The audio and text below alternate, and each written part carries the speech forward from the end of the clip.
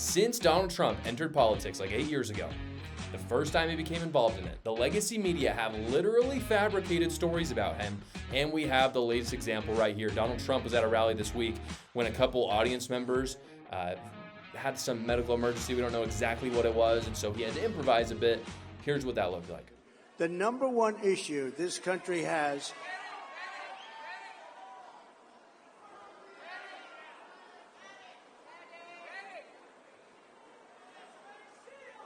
and I mean this, if my guys can hear me, two things.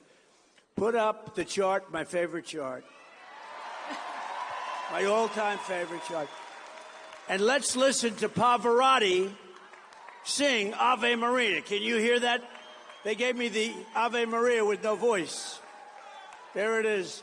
That's my favorite piece of paper anywhere in the world. I sleep with it every night. I kiss it. Okay, so pretty standard. He had to improvise a bit. The people in the audience, I don't know exactly what happened. It was two separate events, and within minutes of each other, they had some medical emergencies, and it's safe to say that at least one of them, it was fairly serious because it took like 30 to 40 minutes to get those people stabilized and then out of there. And the thing is that this was a town hall event, and so at a town hall event, he's up there speaking to people in the audience, so it doesn't really make sense for him to keep doing that when there are people in the audience who are going through medical attention. It wouldn't be very polite. And so instead he pauses it, and obviously there are people sitting there and he doesn't want them to be bored. So he puts up his favorite graph, which I think is a graph on immigration and how many people have crossed the border illegally through Biden. And at the same time, he plays some music and he does his little grandpa dance, which I think is funny. And I think most people do. Of course, people on the left were freaking out and saying he's so old, which we know, he's in his 70s. He does old things. He's not Biden. He's not literally dying, but yeah, he does some old man stuff. But in any case, that's what happened. Pretty standard. You'd think there's no possible way to spin that. But this is what happened. I woke up this morning and I wake up to tweets about how Donald Trump has forgotten what he's saying in the middle of a rally and has danced on stage randomly for 30 minutes.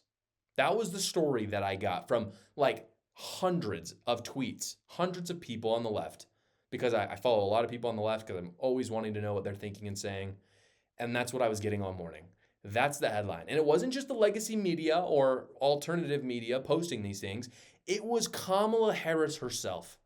This is what she said. I'll put it up on the screen right here. So this is a tweet by Kamala HQ, which obviously is Kamala supporters. And then she retweets it. So this is what Kamala HQ says. If you're just listening, I'll put it up on the screen for those watching. It says, Trump appears lost, confused, and frozen on stage as multiple songs play for 30 plus minutes and the crowd pours out of the venue early. And then Kamala Harris retweets it and says, hope he's okay, obviously tongue in cheek. And again, the narrative here is that Donald Trump has done those things when in reality he has paused the event because people are hurt in the audience. Put the misinformation, or it's not misinformation, this is disinformation. Put the disinformation aside for a second. That's just rude. Like, there were actual people hurt in the audience.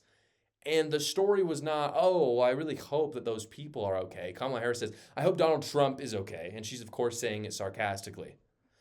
Again, they've completely resorted to lies. Nothing about that was true. Not one iota. It's not misinformation. It's not an oopsie. It's not a mistake. It's them knowing the truth and choosing to fabricate a completely different story. And why do they feel the need to do this, guys? It's because they're losing. They're losing big time. If you looked at the polls, huge momentum behind Donald Trump. And unfortunately, there isn't as much ammunition to throw at Trump as maybe they had in the past or they thought they would. Because it turns out Donald Trump at this point is running a pretty clean race. I thought he did a bad job in his debate with Kamala Harris. Other than that, it's been pretty dang clean. He meets with people. He's in the swing states. What more do you want? He's not making gaffes like Kamala Harris is in her interviews, or Joe Biden, of course, did on a daily basis. So they had to resort to lying. They made it up. People on the left wonder why we don't trust the legacy media and why the legacy media and trust in the Democrat Party as a whole has just plummeted. This is why, guys. You did exactly what they do in 1984. If any of you watched 1984, read 1984, I've got it on the bookshelf back there. In that book, they take moments in history and they just rewrite it to fit the narrative.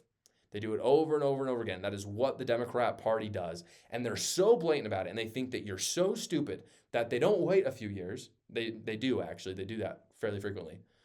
but often they just do it right there in front of your face. The next day, it doesn't have to be years down the road, they do it the next day. Unfortunately for them, there are enough Americans who are awake to this crap, and there will be a blowback. Most likely this year, but if not this year, believe me, it's coming. Guys, it is fall, and whether you're putting away your summer clothes or getting out those first decorations of the season, maybe for Halloween, there is a product called Smart Labels that your future self is going to love for you getting. Here's how it works, guys. You buy Smart Labels, QR code labels on Amazon, and you stick them in your storage bins. Or on them, rather, not in them. Download you can put them in them if you want to store them for later, but you're going to want to put them on the bin so you can see them. You download the Smart Labels app, you scan that QR code, and you catalog all the stuff going into that bin with a name, a description, and a picture. Then, months down the road, guys, you thank yourself, because when you're looking for that thing, you know you stored somewhere. You can just search in the app, and it will tell you exactly where to put it. Seriously, people are calling it the organizing magic, guys. So if you want to get organized, you need to go check out Smart Labels. Just do a quick search on Amazon. It's one word there, Smart Labels. Get started with your Smart Labels pack today. Thank you so much for watching, everybody. Please go down below, comment, like, and subscribe, and watch another video.